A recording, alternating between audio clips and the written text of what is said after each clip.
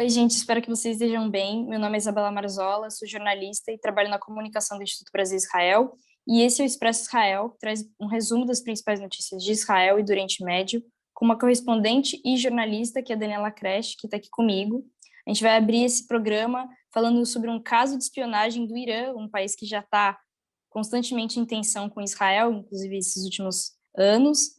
E um agente iraniano que se passava por judeu e recrutava mulheres através de perfis falsos para fazer missões, né, que seriam de espionagem, tirar fotos de embaixada dos Estados Unidos em troca de dinheiro.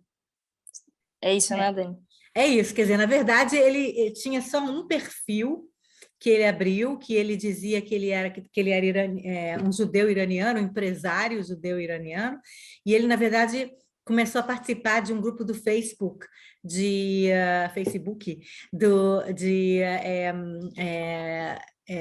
iranianos em Israel, né? Eu tenho uma comunidade de israelenses aqui que são descendentes de iranianos, ou que vieram do Irã, né? Então ele começou a participar como se ele tivesse no Irã, mas ele fosse judeu, e ele começou a fazer, a contatar, parece que umas 15 pessoas. Dessas 15, só 5 que no final das contas ficaram mais em contato, porque depois disso ele passou a contatar pessoalmente essas pessoas, através do Facebook e também através de WhatsApp. E eram, acho que 5 mulheres e um homem, acho que 5 mulheres e um marido de uma delas. E durante anos, quer dizer, na verdade, isso é uma coisa que já acontece há 3 ou 4 anos, e o que ele fazia? Ele falava que ele queria, sei lá, fotos, como você falou, da embaixada da embaixada americana em Jerusalém. Ele queria fotos de shopping centers, foto de, sei lá, vários Pontos lugares, né? turísticos de Israel. Pontos turísticos, e inclusive chegou a uma delas, ela comentou que ela era amiga de uma parlamentar, e aí ele falou: então volta a ser amiga dela e faz um vídeo dela em alguma situação meio esquisita. Então ela quase conseguiu que essa parlamentar viesse fazer massagem, porque ela é massagista. Então, ela quase conseguiu que essa parlamentar viesse fazer uma massagem, e ela ia filmar a parlamentar sem roupa, enfim, com menos roupa lá fazendo a massagem, né? Sabem que parlamentar é essa? Ou Sabem, não? falou com ela está sabendo disso, e ela ficou chocada, porque ela disse que conhece essa mulher há muitos anos e que é normal, e é uma mulher, uma Mas amiga essa dela. parlamentar, saiu o nome dela na imprensa? Sim, isso aí, o Cat Chitrit, é uma parlamentar, enfim, ela não é muito conhecida, mas ela, enfim, é uma parlamentar. Ela, inclusive, falou nas televisões já que ela está chocada com essa situação, tá, e tudo. Obviamente, ela já sabe disso há algum tempo, né? Isso foi um caso que só ontem, só essa semana foi divulgado para o público, mas, obviamente, as pessoas envolvidas já sabem há bastante tempo, né? Então, teve um caso também de uma delas que viajou para a Turquia de férias com o marido, e aí ele pediu para ela comprar umas coisas, uns livros sobre Israel, e mandar para a Turquia, e na Turquia alguém encontrou com eles lá e deu dinheiro para eles, seria mais ou menos o dinheiro pelos livros, mas que, enfim, essas mulheres que foram, na verdade, acabaram virando uma espécie de espiãs, né, dessa pessoa no Irã, que a gente não sabe quem é. Quer dizer, ele tem um nome lá, ele disse que ele era, mas a gente não sabe se é uma pessoa, se é um grupo, se é o governo, quem é, se é homem, se é mulher, a gente não sabe, porque toda vez que ele falava com essas mulheres por WhatsApp, e que elas falavam, vamos se falar por vídeo, ele vinha com aquela desculpa que a gente conhece, desculpa de catfish, né? Desculpa de gente que não é Quem diz que verdadeira, é? né? E de que a câmera está quebrada, não tem câmera no telefone, enfim, aquela coisa que deve bem acender a luzinha vermelha se alguém fala isso, né? E algumas delas falaram que elas começaram a achar que realmente tinha alguma coisa esquisita, que de repente era alguma coisa de espionagem, mas que foram confiando, ou ficaram com medo, ou alguma coisa assim. A verdade é que nenhuma grande informação saiu dessa coisa aí. Quer dizer, o cara falou com 4, 5 israelenses que tiraram umas fotos aqui e ali, que, enfim, não é um grande, não tiraram fotos de dentro de uma base militar, apesar de que ele tentou, parece que tem duas das mulheres, filhos, os filhos delas foram se alistar no exército, e ele falou que ele queria que ela influenciasse os filhos a serem alistados em unidades de inteligência, como se as mães também pudessem escolher onde que os filhos vão se alistar, porque o objetivo, então, teoricamente, seria conseguir dos filhos informações de inteligência de dentro do exército. Enfim, é um caso de espionagem, de tentativa de espionagem, ou de uma espionagem meio... Não parece ser uma coisa Uma muito gambiarra da profunda, espionagem, uma uma gambiarra. gambiarra aí, quer dizer, é claro que quando você fala de espionagem israelense no Irã, é muito mais sofisticado, né? Israel desenvolve e tem ferramentas de espionagem muito mais efetivas, né? E muito menos bobocas, né, do que você falar com pessoas no Facebook, no WhatsApp, mulheres de um grupo de pessoas que têm origem no Irã, entendeu? Então, quer dizer, na verdade, o que as pessoas estão tratando aqui é isso como uma espécie de indicador de que os iranianos estão tentando alistar, né, pessoas para fazer esse tipo de espionagem e estão tentando, de alguma forma, né, desenvolver redes de espionagem em Israel, quer dizer, você não pode ignorar que isso é uma tentativa, mas essa especificamente parece ser uma coisa um pouco não muito profissional, digamos assim, né? Então, quer dizer, então, na verdade, é mais uma indicação de que a gente está aí numa guerra com o Irã. Israel e Irã já estão numa guerra que a gente já falou da guerra marítima entre Israel e Irã, a gente já falou da guerra cibernética entre Israel e Irã, e agora uma guerra de espionagem. Quer dizer, então, por debaixo dos panos desse relacionamento tenso entre Israel e Irã, tem muita coisa acontecendo que a gente não fica sabendo no nosso dia a dia. E essas mulheres, Dani, elas vão ser indiciadas? Elas parecem que Tipo, vão ser indiciadas, sim. Inclusive, podem ser indiciadas por espionagem, podem pegar 15 anos de prisão. Imagino que não, entendeu? Imagino que vai ser alguma coisa menor, né? Porque, afinal de contas, parece que elas são donas de casa, ou então mulheres massagistas, sei lá, não, até acho que eu vi um marido de uma delas falando, não, a gente realmente percebeu que alguma coisa está esquisita, mas você vê que não é uma coisa, entendeu? Tipo, que a pessoa vou ser espião, vou espionar contra o meu próprio país. Não, não é exatamente é isso. um golpe, caiu num, Elas num receberam golpe, né? dinheiro também, elas receberam dinheiro, então talvez elas pensassem que elas estão fazendo aí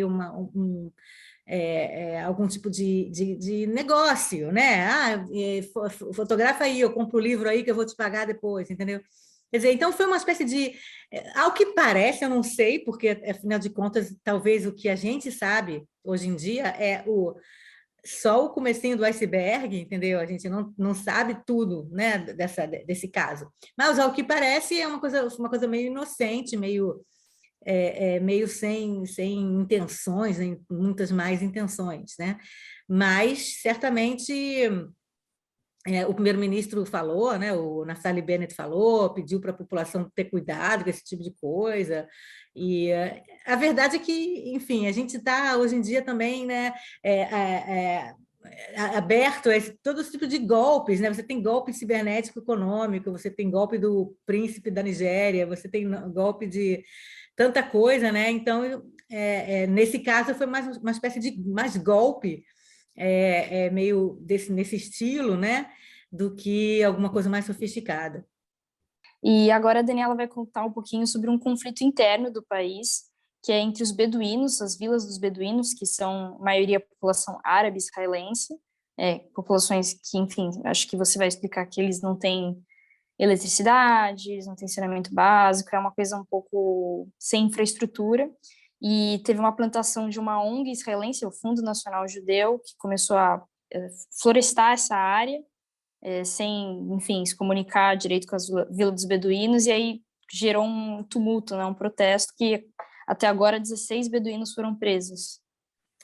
Esse é um assunto complicadíssimo, que eu acho um pouco difícil de eu conseguir falar e explicar tão profundamente. Estava lendo e escutando podcasts sobre esse assunto hoje, e quanto mais eu acho que eu entendi, mais eu percebo que eu não sei esse assunto, que esse assunto é muito mais complicado e ele vem de antes mesmo da criação do Estado de Israel. Os beduínos são uma parte da minoria árabe israelense, a minoria árabe israelense que tem 21% da população, e os beduínos que moram no deserto do Negev, no sul de Israel, eles são uma parte pequena, eles são um percentual pequeno desses árabes israelenses.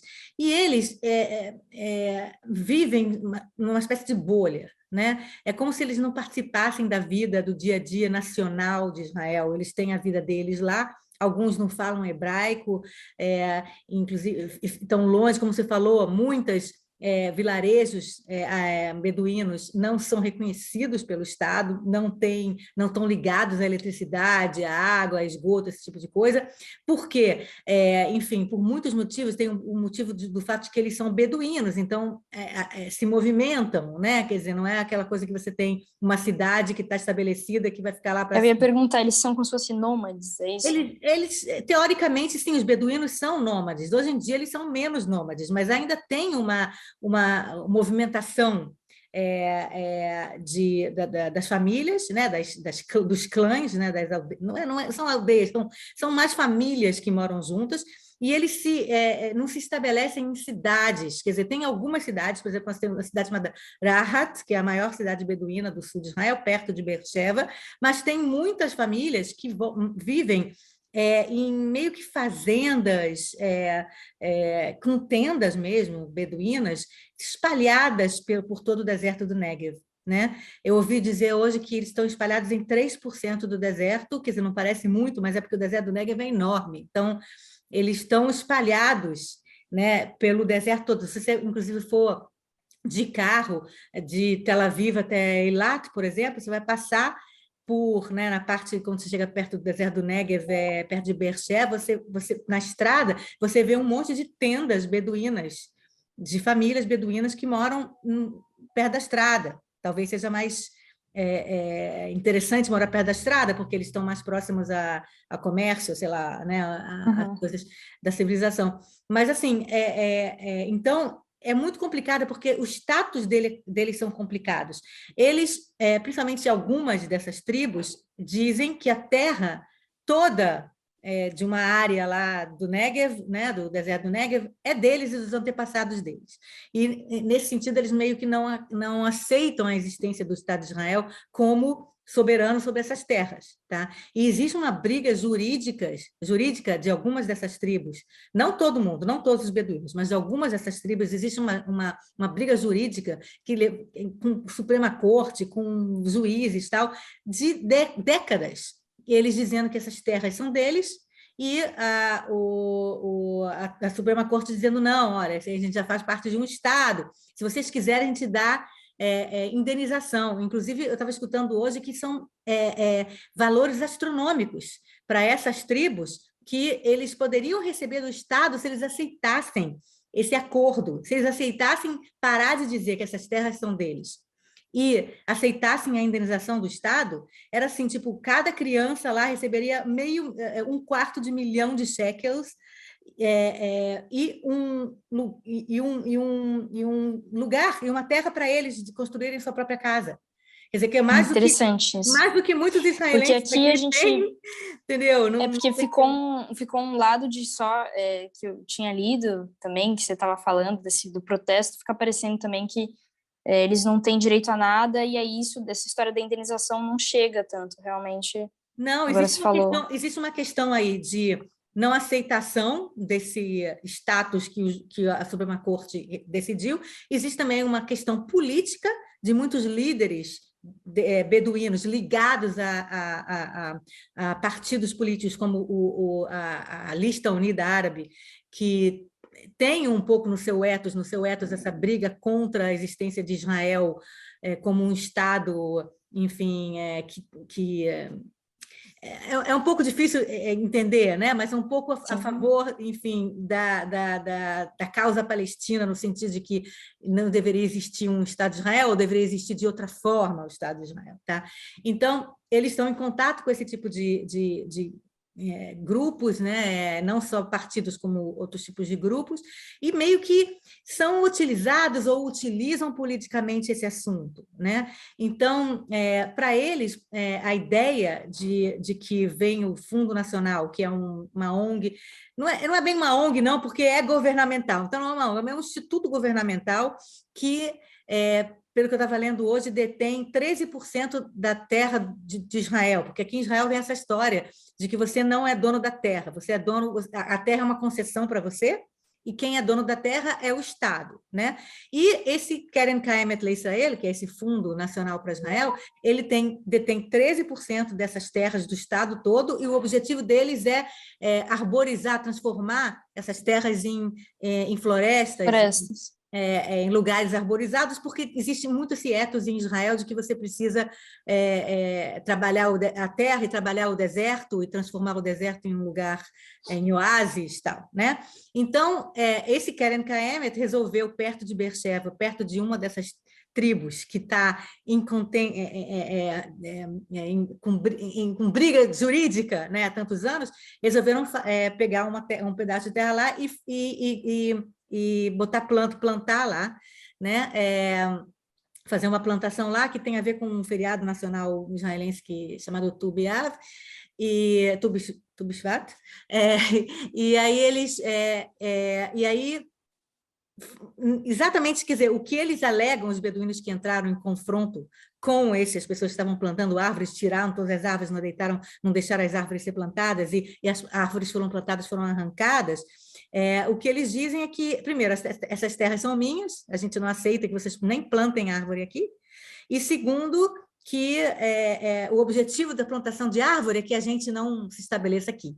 E pode ser que seja verdade isso, quer dizer, eu não estou descartando que realmente um dos objetivos do Keren Kaemet era, olha, demonstrar que essa terra é nossa. Entendeu? Essa terra a gente vai plantar aqui porque é nossa soberania plantar aqui. Tanto que muitos parlamentares de direita foram para esse lugar onde está sendo plantada, foram plantadas as árvores, para dizer, não, a gente tem direito de plantar aqui, sim, quer dizer, virou uma coisa meio de briga por terra. Tá? E para esses beduínos, a terra é uma coisa importantíssima. Me lembra um pouco o Scarlett O'Hara de O Vento Levou, de que a terra é a coisa mais importante e que a gente vai brigar até morrer pela terra. Tá? Que, aliás, é uma coisa muito... Se fala de israelenses e palestinos, também a briga aqui por terra. Né? Então, o que acontece é que houve esse confronto, que, inclusive, passou dos limites do que muitas das lideranças dos beduínos queriam, porque muitos jovens começaram a confrontar mais ainda os policiais, e nem quando o governo falou, peraí, vamos sentar e conversar, esses jovens aceitaram parar. Quer dizer, na verdade, eles meio que, como sempre a juventude vai um pouco mais, né, do que... Até quando os líderes mais velhos dizem para, eles não pararam, e continua até agora, continua inclusive com muitos jovens beduínos lançando pedras contra carros civis de pessoas que estão passando na estrada, não tem nada a ver com isso, e pode causar um acidente, alguém pode morrer, sabe? Então, estão botando fogo em pneu, estão tacando o terror, digamos assim, nesse Eu local. li que teve um conflito real mesmo entre as Sim. forças israelenses e eles, assim, de Sim. gás lacrimogênio mesmo e bala de borracha. Mas é importante isso que você falou antes, porque quando a gente começa a escutar essas histórias, a gente sempre acha assim, eles não têm direito, eles não são isso, não são daquilo. A gente tem que entender que a gente está aqui num país que tem 73 anos de idade, sei lá, é mais ou menos essa idade, eu acho que é 73, né? 74 vai fazer. Esses assuntos já existem há décadas e foram contemplados e discutidos por cortes e por advogados e por juízes e pela sociedade civil, pelo parlamento. Nada que acontece aqui é uma por coisa... vários governos e ainda não teve uma solução. Assim, mas também você vê que tem dois lados da questão. Não é que eles estão completamente, que Israel não dá a menor bola para eles. Não, você tem aí uma briga jurídica, entendeu? Que existe há muito tempo, e tem interesses políticos dos dois lados.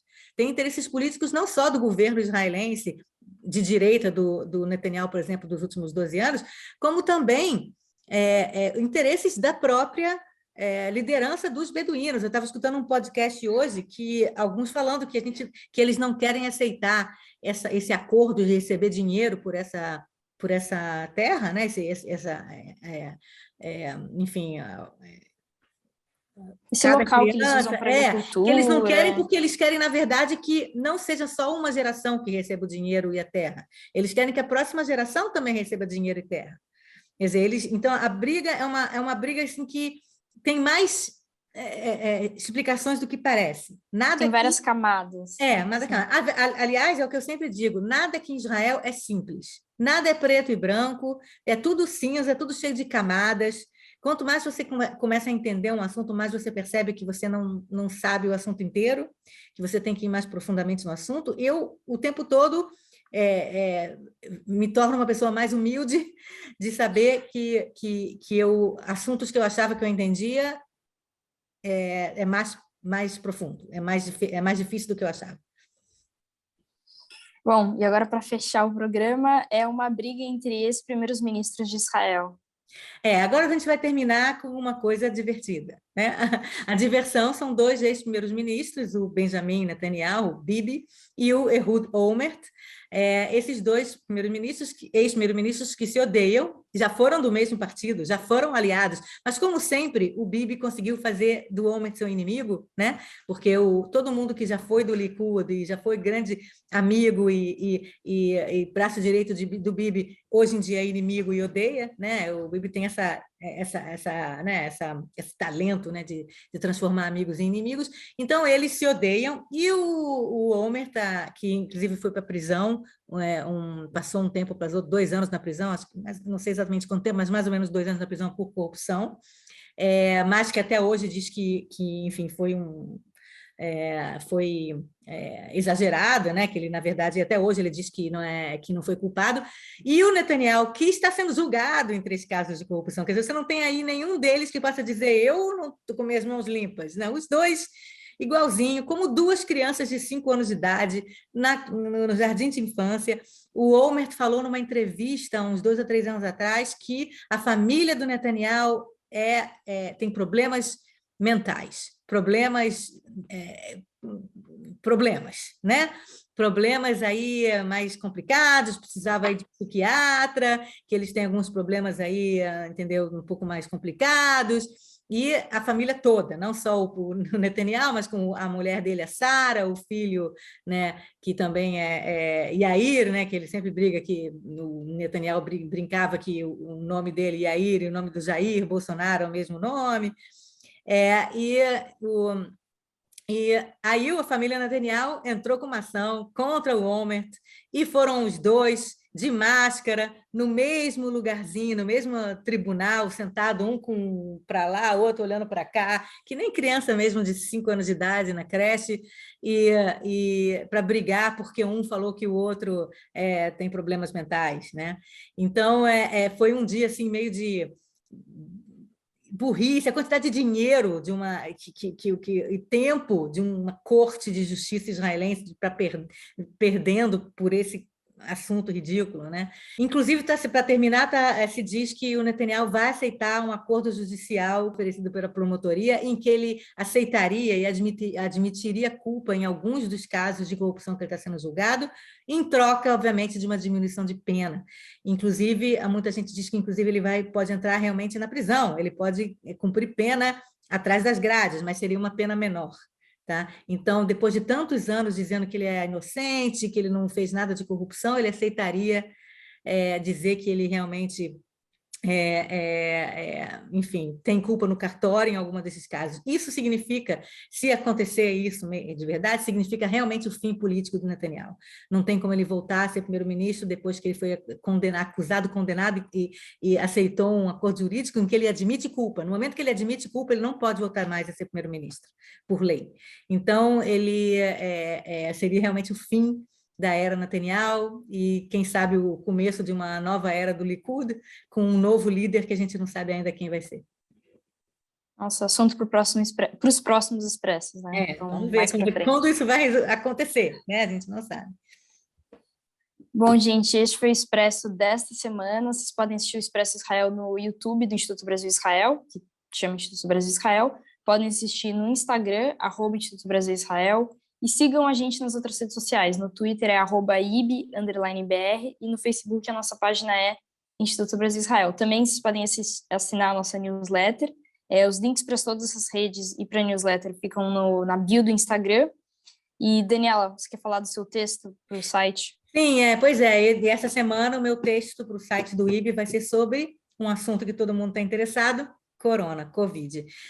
Israel está na pior onda de Covid por causa da variante Omicron. Eu vou falar tudo o que está acontecendo e, principalmente, o fato de que parece que está tudo não há mais controle. O governo não está conseguindo mais controlar essa onda de Omicron que está acontecendo agora. Um texto também não tão muito feliz, mas é importante a gente ler. O link para o texto da Daniela vai estar no link da bio do Instagram e no site do Instituto Brasil Israel. É isso, gente. Até a próxima semana.